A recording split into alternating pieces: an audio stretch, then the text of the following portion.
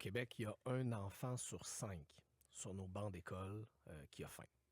Le Québec, c'est une société prospère, c'est une société où il y a de l'argent, mais en pleine crise du logement, puis en pleine crise du coût de la vie, il y a de plus en plus de parents, puis pas juste des gens qui travaillent pas ou qui sont au salaire minimum, là, y compris des gens dans le bas de la classe moyenne qui sont plus capables de remplir le frigo, puis quand on a des enfants, la facture d'épicerie est encore plus élevée. Alors, ce à quoi on assiste au Québec dans les dernières années, c'est à une augmentation de la faim chez les enfants. Moi, je pense qu'au Québec, on ne devrait pas accepter ça. Un enfant sur 5 qui a faim dans les bancs d'école, c'est trop. Moi, si j'étais premier ministre, cette statistique-là, à elle seule, elle m'empêcherait de dormir. On ne peut pas prétendre faire de l'éducation une priorité au Québec si on laisse un enfant sur 5 avoir faim dans nos écoles publiques. D'où cette proposition d'un programme universel où on fournirait, moyennant une petite contribution volontaire des parents, des lunchs dans toutes les écoles du Québec, primaires et secondaires, dans toutes les écoles publiques, pour tous les enfants. Ça existe dans 8 États américains, ça existe dans plein de pays dans le monde. Nous, on pense qu'on est capable de faire ça au Québec. Puis c'est vraiment la solution de l'offrir à tout le monde, parce qu'on dit un enfant sur 5, est-ce qu'on pourrait pas plutôt essayer de cibler ou... En ce moment, c'est ça qu'on fait. En ce moment, on a des programmes ciblés, parfois pour les déjeuners, les dîners. Parfois, c'est ciblé seulement dans des écoles qui sont en zone plus défavorisée. Parfois même à l'intérieur des écoles, seulement pour certains enfants. Puisque les organismes qui offrent ces repas-là nous disent, c'est que ça crée de la stigmatisation. C'est que ça étiquette les enfants, ça leur met une étiquette dans le front. C'est Autrement que dit, toi, tu t'en vas toi, tes chercher parents le sont déjeuner. pauvres. OK, Exact. je comprends. Tandis que de l'offrir à tout le monde, Exact. c'est tout le monde est sur le même pied. Là. Bien sûr, parce que OK. sinon, qu'est-ce qu'on fait? C'est qu'on étiquette les enfants, on les stigmatise. Tout le monde, il y a même des écoles, on m'a raconté, Marie-Ève, il y a même des écoles au Québec où les enfants qui sont éligibles au service de repas pour enfants défavorisés mangent dans une classe séparée des autres. À imaginer l'impact que ça a sur l'estime de soi de ces enfants-là, comment ça les stigmatise partout à travers le monde. C'est quoi qui est en train d'être mis en place? C'est des programmes universels. Ils sont pas obligatoires, bien sûr. Si des parents veulent continuer à faire les lunchs, ils vont pouvoir continuer à le faire. Mais c'est des programmes où on rend disponibles les lunchs à tout le monde. Nous, on propose que ce soit avec une contribution volontaire. Puis ce que le sondage de ce matin démontre, c'est que 2 Québécois sur 3, c'est quand même pas rien, sont d'accord avec cette proposition-là. Moi, j'avoue que ça me surprend quand même comme résultat. Et ce qui est encore parce plus surprenant... qu'on parle quand même que c'est de l'argent de nos poches. Ça Tout va à coûter fait. de l'argent. Là, et ce qui est ça. encore plus surprenant, c'est que les gens sans enfants appuient aussi dans les mêmes proportions cette proposition-là. 2 Québécois sur 3 sans enfants est d'accord avec cette idée d'offrir des lunchs moyennant une contribution volontaire dans toutes les écoles primaires et secondaires du Québec, toutes les écoles publiques. Donc, c'est pas seulement les parents qui trouvent que c'est une bonne idée. Il y a une grande majorité de Québécois, Québécoises, y compris ceux qui n'ont pas d'enfants, je pense qu'ils sont d'accord avec le fait que dans une société riche, un enfant sur 5 qui a faim, c'est pas acceptable, puis qu'on a une responsabilité comme société de s'assurer de donner un coup de pouce aux parents qui ont de la misère à remplir le frigo puis la boîte à lunch. Puis tu fais référence à quoi quand je t'ai tutoyé, c'est parce qu'on s'est problème. déjà croisés oui. à Radio-Canada. Vous faites référence à quoi quand vous parlez de contribution volontaire? Il y a un montant maximum, parce que là, on va entrer dans la Exact. réalisation de tout ça. Parce que l'idée, là, je la comprends bien, c'est Oui. super. On veut que tous les enfants mangent à leur faim. On souhaite qu'il n'y ait pas de stigmatisation. Bon, Oui. ça, c'est beau. Mais là, comment on met ça en place, sincèrement? J'ai Le des système questions. de contribution volontaire, il existe déjà dans de nombreuses écoles au Québec. Donc, on dit aux parents, encore une fois, je répète, c'est un programme qui est volontaire. Donc, si les gens ils veulent continuer à faire des lunchs, on va forcer personne. Mais tout le monde y a accès en partant et les parents se voient offrir la possibilité de faire une contribution parentale entre 0 $ et 7 $. Et ce qu'on regarde en ce moment dans les écoles où le système existe, c'est qu'en moyenne, les parents donnent 3,50 $. Donc, il y a des parents qui donnent le maximum parce qu'ils veulent encourager le programme. Ils sont bien conscients que ça va bénéficier à d'autres enfants qui ont des parents plus pauvres. Il y a des parents qui n'ont pas les moyens et qui donnent 0, donc qui bénéficient d'un repas gratuit pour leurs enfants. Et la moyenne tombe à 3,50 $. Ça nous fait économiser collectivement au niveau du coût du programme là, pour le gouvernement. Puis en plus, ça permet aux parents de contribuer. Donc, le système existe déjà.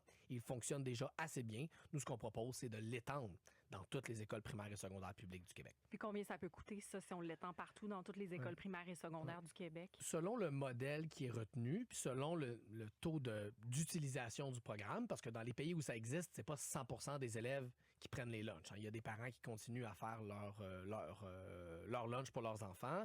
Donc, la moyenne à travers le monde, là, c'est à peu près 70% de taux de participation. Donc, selon le taux de participation, selon la formule qu'on déploierait, c'est un programme qui coûterait entre 400 et 700 millions de dollars par année.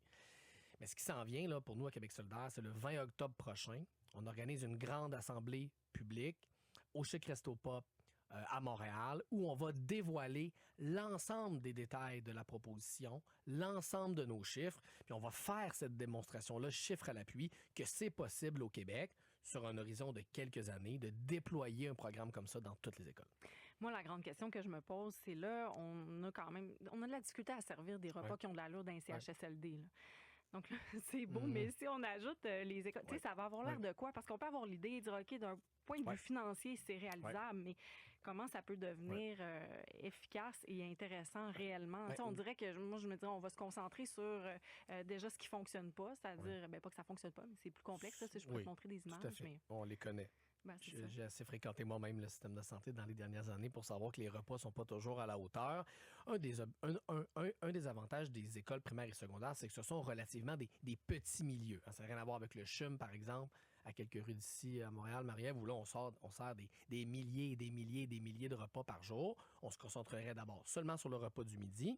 Et puis, l'objectif, c'est pas de construire des cuisines partout. Il y a déjà à peu près 35% des écoles au Québec qui ont une cuisine, mais l'objectif, c'est pas d'en construire partout. L'objectif, c'est de tabler sur les organismes d'économie sociale, sur les traiteurs sans but lucratif qui existent déjà, qui sont déjà en train de fournir des repas aux écoles, mais de mieux les financer pour permettre à ces organismes-là de couvrir toutes les écoles primaires et secondaires. Donc, on ne fera pas des cuisines partout, on n'embauchera pas des cuisiniers et des cuisinières dans toutes les écoles du Québec. On va partir de ce qui existe puis de ce qui fonctionne sur le terrain pour étendre ça dans toutes nos écoles. On va le faire sur plusieurs années. Il va y avoir des normes de qualité pour s'assurer que les repas soient bons, mais aussi des normes d'approvisionnement local. C'est aussi pour ça que c'est un programme qui est rentable pour la société, parce qu'on va exiger que les écoles s'approvisionnent dans leurs agriculteurs locaux, dans leur commerce de proximité, puis ça va stimuler l'économie, puis ça va fournir aussi là, des nouveaux revenus pour nos agriculteurs qui en ont grandement besoin. Moi, je vous écoute, je trouve ça génial, mais encore là, puis c'est pour ça que je posais la question, est-ce que c'est un rêve qui pourrait devenir réalité? J'ai l'impression quand même, c'est un beau rêve là, que j'entends en ce moment, mais on dirait que j'ai quand même encore de la difficulté à le voir concrètement réalisé, là, surtout selon nos structures. Ça existe dans 8 États américains, du Nouveau-Mexique, qui n'est pas exactement une république socialiste, au Maine, en passant par le Minnesota de Tim Walz, qui est maintenant le colistier de Kamala Harris aux États-Unis. Ça existe au Brésil, en Finlande, en France. Ça existe en Inde. Ça fait ses preuves. Ça existe dans des pays développés. Ouais. Ça existe dans des pays très riches. Ça existe dans des pays en voie de développement. En fait, le Canada, c'est le seul pays du G7 qui n'a pas de programme national d'alimentation scolaire. Donc, des fois, on a la perception de nous-mêmes au Québec d'être les champions de la justice sociale, mais sur la question de l'alimentation scolaire, on est plutôt parmi les mauvais élèves. On est parmi les pays dans le monde qui en font le moins pour nourrir leurs enfants à l'école. En tout cas, je pense que vous avez clairement mis le doigt sur quelque chose parce qu'on revient aux résultats du sondage qui ont été publiés ce matin. Tu sais, je répète, 2 Québécois sondés. C'est énorme. Il n'y a 3. Aucun parti politique qui a 2 Québécois sur 3 qui veut voter pour lui.